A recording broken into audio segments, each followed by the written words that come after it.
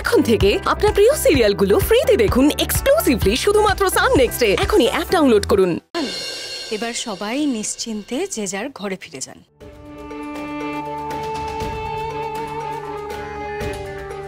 ঈশা, ঈশা তোমাকে যে কি বলে ধন্যবাদ জানাবো। না মা, আমাকে ধন্যবাদ জানানোর কোনো প্রয়োজন নেই।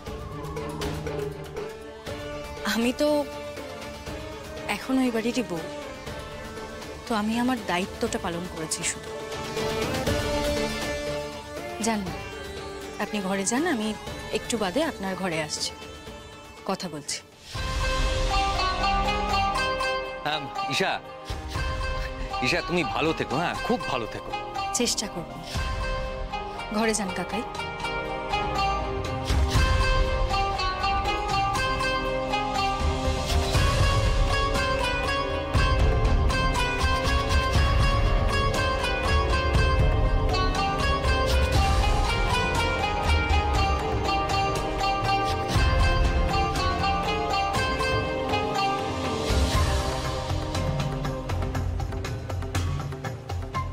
আমরা কি তাহলে এই বাড়িতেই থাকবো? একদম। এবার থেকে সবাই আমরা এই বাড়িতেই থাকবো একসাথে। প্রতীক, ঘরে যাও, আমি আসছি। ঈশা, আমরা একসঙ্গে যাব।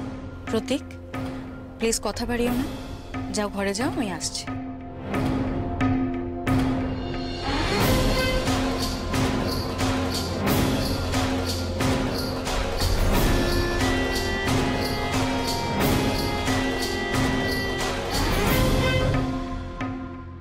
পিসিমণি, দাদুর তো শরীরটা খারাপ, ওনার বেশিক্ষণ দাঁড়িয়ে থাকা ঠিক হবে না, আপনি ওনাকে নিয়ে ঘরে যান। বাবা ঘরে এসো।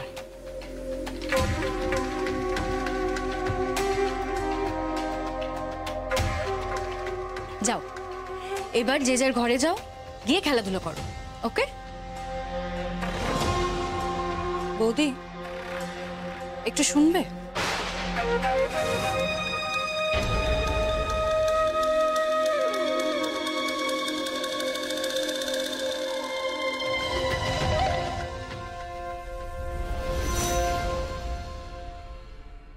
বলো ঈশা।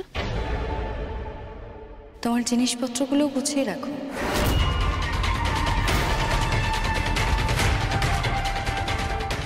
এই চৌধুরী ভিলার সবাই এবার আমার পায়ের তলায় থাকবে, আর এই বাড়ির সবাই এবার তোমাকে দাঁড়িয়ে যাবে। ঈশা, যদি কোনোদিনও আমায় এই বাড়ি ছেড়ে চলে যেতেও হয়, তখনও এই পরিবারের কাউকে কোনোদিন কারো পায়ের তলায় থাকতে আমি দেব না। আর তেমনি কাউকে মুখোশ পরে থাকতেও আমি দেব না।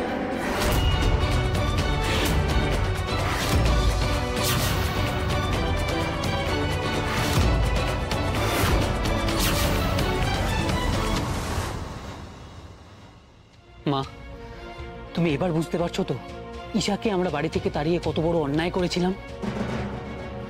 পরিবারের এই বিপদের দিনে ঈশাই কিন্তু আমাদের এসে পাশে দাঁড়ালো, আমাদের বাড়ির মান সম্মান বাঁচালো।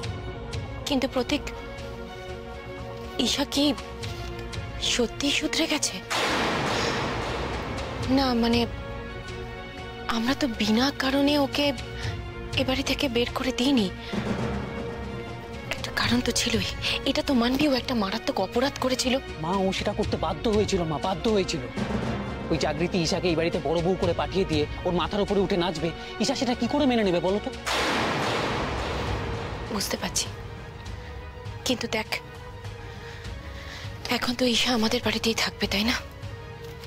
আর যেহেতু ও বাড়িটা আমাদেরকে ফিরিয়ে দিয়েছে, তাই ওর এত বড় উপকার করার পর ও যদি আমাদের মাথার উপরে উঠে নাচে, তাহলে তো আমাদের বলার মতো আর কিছু থাকবে না। না বড়দি, তুমি তুমি প্রথমেই এমনটা কেন ভাবছো যে ঈশা আমাদের সবার মাথার উপর উঠে নাচবে? দেখো বড়দি, এর উল্টোটাও তো হতে পারে। এমনটাও তো হতে পারে যে জাগৃতি এতদিন ধরে এই বাড়িতে যে ক্ষমতাটা দখল করার চেষ্টা করছিল, হতে পারে ঈশা জাগৃতির হাত থেকে সেই ক্ষমতাটা কেড়ে নিয়ে তোমার হাতে ফিরিয়ে দেবে। Exactly, exactly. মা, মা তুমি মিলিয়ে নিও, ঠিক এটাই হবে। ওই জাগৃতি রায়চৌধুরীকে ঈশা এবার কিভাবে টাইট দেয় তুমি দেখে নিও। নিজের ছেলেকে এই বাড়ি থেকে নিয়ে বেরিয়ে যেতে বাধ্য হবে। সেটা যদি ঈশা করতে পারে, তাহলে আমি নিজে ওকে মন থেকে মেনে নেব। আমি নিজে ওকে মাথায় করে তুলে রাখবো। ওই অলক্ষী মেয়েটা এই বাড়িতে যতদিন থাকবে, ততদিন এ বাড়িতে লক্ষ্মীর পায়ের চাপ পড়বে না।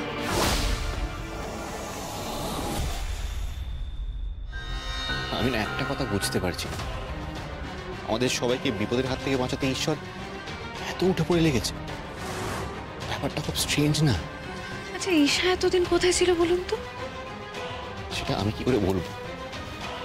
আমি না একটাই কথা বুঝতে পারছি না, এই কদিনের মধ্যে এতগুলো টাকা ঈশা জোগাড় করলো কোত্থেকে? আমাদের এই প্রশ্নের উত্তর খুঁজে বের করতেই হবে অনুব্রতবাবু। কিন্তু আমার মনে হয় আমরা এক চক্রান্ত থেকে বাঁচতে গিয়ে অন্য আরেকটা বড় চক্রান্তে গিয়ে ফেসে যাচ্ছি। আর ঈশা একা নয়, ওর সঙ্গে কেউ না কেউ তো জড়িয়ে আছে। আর কে হতে পারে? ঈশা ছাড়া আমাদের উপর এত রাগ কার হতে পারে? এটা আমি বলতে পারবো না অনুব্রতবাবু, কিন্তু কেউ না কেউ তো জড়িয়ে আছে ঈশার সঙ্গে। সেটা আমাদের খুঁজে বের করতে হবে। এটা খুঁজে বের করা বড্ড কঠিন, কিন্তু প্রশ্নের উত্তর আমরা এই বাড়ির বাইরেই পাবো। মানে আপনি একটা কথা ভেবে দেখেছেন, ঈশার সব থেকে বড় শত্রু কিন্তু আপনি। ঈশার সব থেকে বেশি রাগ আপনার উপরে। ঈশা চেয়েছিল আপনাকে বাড়ি ছাড়া করতে, কিন্তু ঈশা পারেনি। এই বাড়ির কারো সাপোর্ট পায়নি ঈশা, তাই উল্টে ওকে নিজে এই বাড়ি ছাড়তে হয়েছিল। এখন এই সিচুয়েশনটা আলাদা। এখন বাড়ির কেউ ওর ওপর কথা বলতে পারবে না, তাই ও কিন্তু চেষ্টা করবে আপনাকে এই বাড়ি থেকে বের করতে। আরে আমি সেই ভয়টাই পাচ্ছি। আমি আপনার হাত ধরে বাড়িতে এসেছি অনুব্রতবাবু, তাই আপনি যতক্ষণ না বলবেন আমি ততক্ষণ অন্য কারো কথা শুনে এই বাড়ি থেকে চলে যাব না। আমি আপনাকে কথা দিচ্ছি। মানে আপনি মুখ বুঝে ঈশার প্রত্যেকটা অত্যাচার সহ্য করবেন, আর আমি দাঁড়িয়ে দাঁড়িয়ে সেটা দেখব? না জাগৃতি, সেটা হতে পারে না। আমরা এই বাড়িতে আর থাকবো না। আমি আজ সন্ধ্যেবেলায় দাদুর সাথে কথা বলবো। অনুব্রতবাবু শুনুন, শুনুন একবার অনুব্রতবাবু।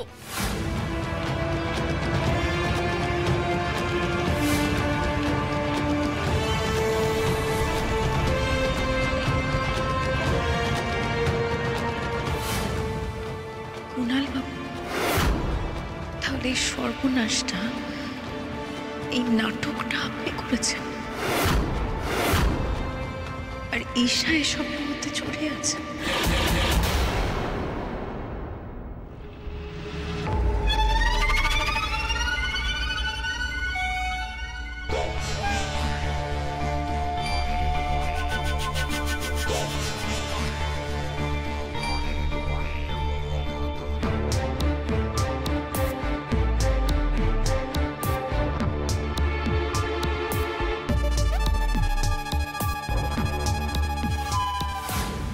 বেরিয়ে যাও এই বাড়ি থেকে। তোমার সাথে কথা বলার আমার কোনো প্রবৃত্তি নেই। তোমার মুখ যেন এই বাড়িতে কোনদিন না। যাও। ঈশার সাথে এক বাড়িতে থাকা যাবে না, সইটা করে দে প্রতীক।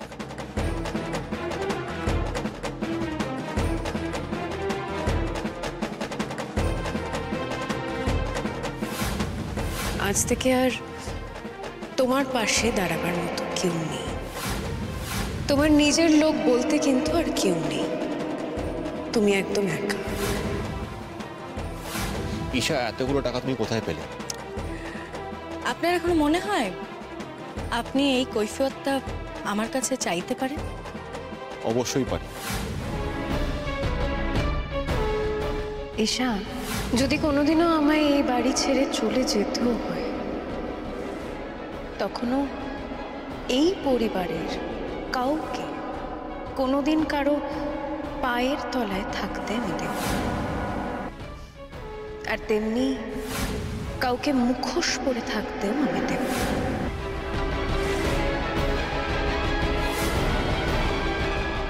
দেখুন, আপনি আর আমি একসাথে ওই বাড়িতে ঢুকবো না। আপনি ঢুকবেন ওই বাড়ির সবাইকে গ্রাস করতে, আর আমি ঢুকবো আপনার গ্রাস করার হাত থেকে ওদেরকে বাঁচাতে।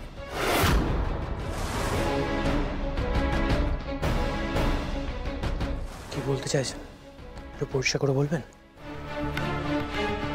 মিস্টার সেন, একটা কথা ভেবে দেখুন, ওদের তো বাড়িটা মর্গেজ রাখা আছে আপনার কাছে, আর কন্ট্রাক্টের শর্ত না মানতে পারলে আপনি ওদেরকে কন্ট্রাক্ট থেকে টার্মিনেট করে দেবেন আর পুরো টাকা ফেরত চাইবেন। কিন্তু ওরা পুরো টাকা ফেরত দিতে পারবে না। তাই আপনি কি করবেন? বাড়িটা দখল করে নেবেন।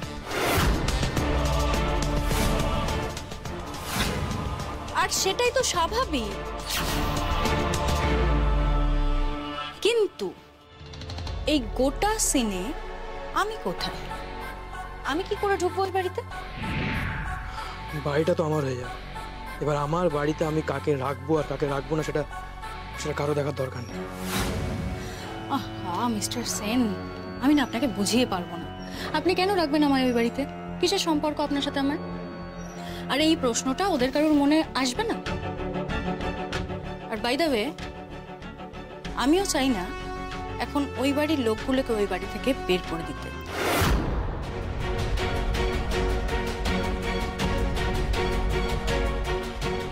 বাবা, আপনি এখন অন্য সুর গাইছেন দেখছি।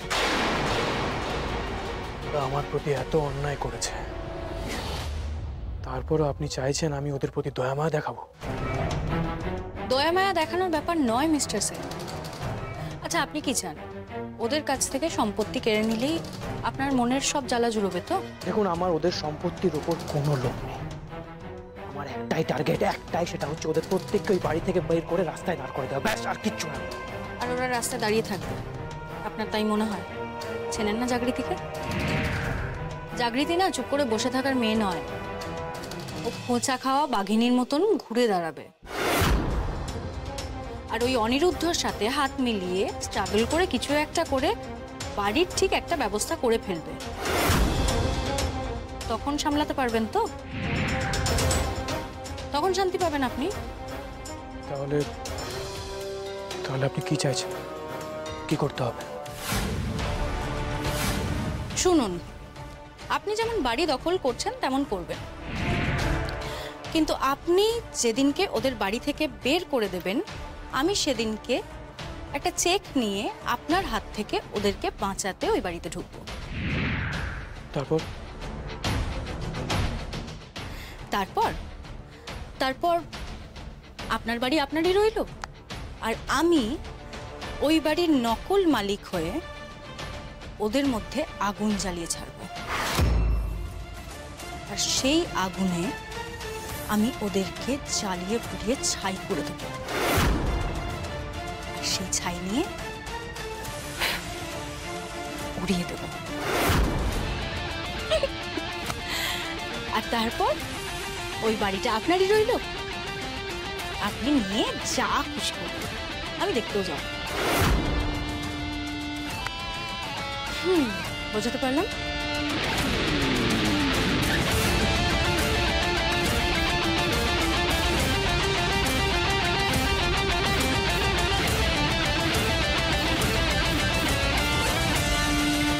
ঈশা, ঈশা, ঈশা, আমার যে কি আনন্দ হচ্ছে আমি তোমাকে বলে বোঝাতে পারবো না। তুমি ফিরে এসছো, আমি তো ভাবতেই পারছি না। তুমি জানো আমি তোমাকে কতটা মিস করেছি। প্রতীক, আমার একটু টাইম চাই। আমি তোমাদের সাথে পরে কথা বলবো। মানে? মানে যেটা বললাম সেটাই। আচ্ছা ঠিক আছে, তুমি রেস্ট নাও, আমি পরে আসবো।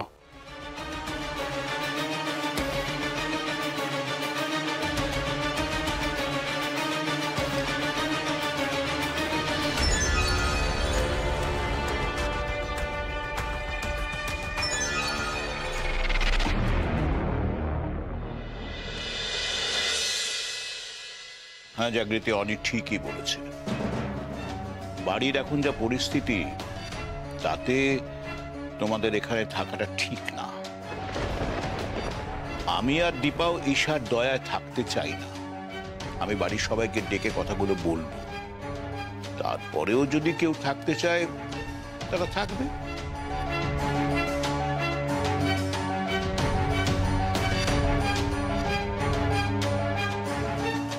আমরা এ বাড়ি ছেড়ে চলে যাব। দাদু, ঈশার ভয় আমরা এই বাড়ি থেকে পালিয়ে যাব, সেটা কি ঠিক হবে? আমরা পালিয়ে কোথায় যাচ্ছি? যদি আমরা এই বাড়ি ছেড়ে চলে যাই, সেটাই ঈশাকে উচিত জবাব দেওয়া হবে। ও বুঝতে পারবে যে আমরা ওর দয়ার প্রত্যাশী নই। আমরা পারি নিজের মতো করে নিজের জীবন গড়ে তুলতে, নিজের মতো করে বাঁচতে। আর তোরাও সেটা পারবি অনেক। আর জাগৃতির মতো মেয়ে যার পাশে থাকে, তার উন্নতি কেউ আটকাতে পারে না। ওরা এ বাড়ি দখল করলেও আমার নিজের সঞ্চয় তো কিছু আছে, সেটুকু নিয়ে তোরা নতুন একটা বিজনেস শুরু কর।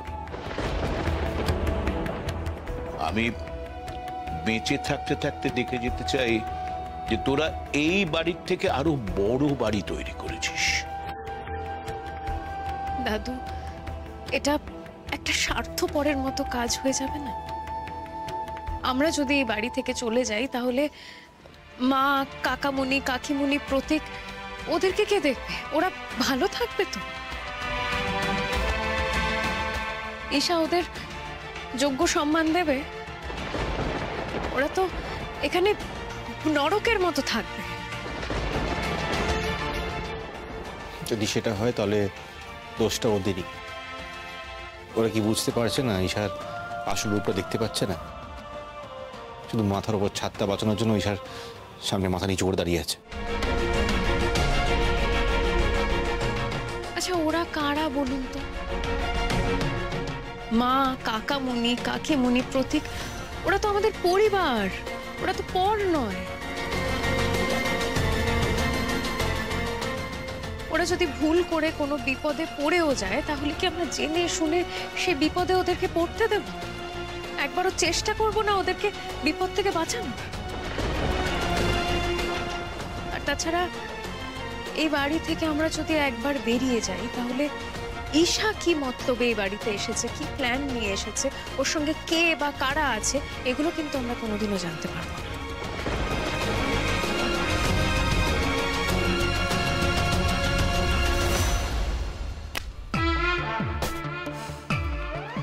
প্লিজ ঠাকুর, যেন হেড পড়ে, তাহলে বুঝবো ঈশা আমাকে এখনো ভালোবাসে।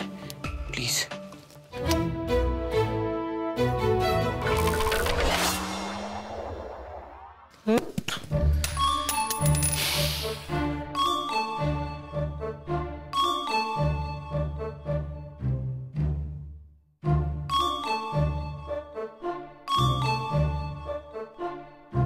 টস করছিলিস? কি দেখলি টস করে? আসলে আমাদের পাড়ায় আজকে ওই ক্রিকেট টুর্নামেন্ট আছে, তো দেখছিলাম টস করে জিতবো কি হারবো। দাও দাও, কয়েনটা দাও। ঈশা কোথায়? কেন, ঘরে। প্রতীক, ঈশার সাথে তোর আর কোনো কথা হয়েছে? না, আসলে ও খুব টায়ার্ড তো, তাই বোধহয় রেস্ট নিচ্ছে। ঈশা ঘুম থেকে উঠলে একবার আমার ঘরে আসতে বলিস তো, ওর সঙ্গে আমার কিছু কথা আছে। ঠিক আছে। আমারও আপনার সাথে কিছু কথা আছে মা। আমি আপনাকে কথা দিচ্ছি, এই পরিবারের বিরুদ্ধে যত বড় ষড়যন্ত্রই হোক না কেন, এই পরিবারের কোনো ক্ষতি আমি হতে দেব না। আসল রহস্যটা আমি বের করবই।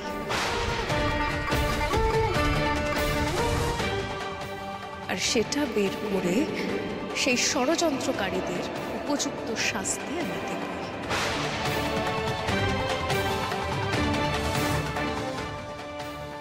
আপনারা শুধু আমায় একটা সুযোগ দিন। বেশ, তুমি যখন বলছো তখন তাই হবে।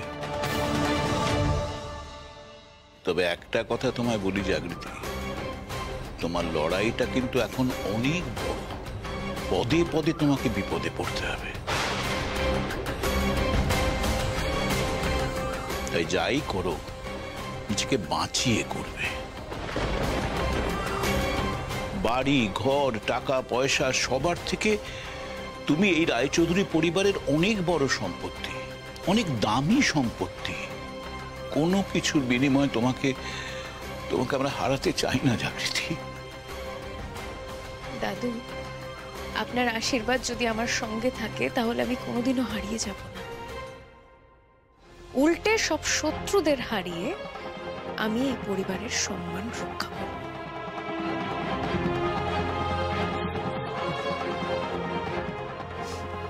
আমায় আশীর্বাদ করুন দাদু।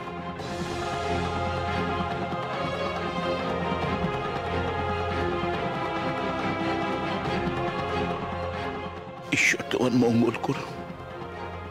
জয়ী হও জাগৃতি, জয়ী হও।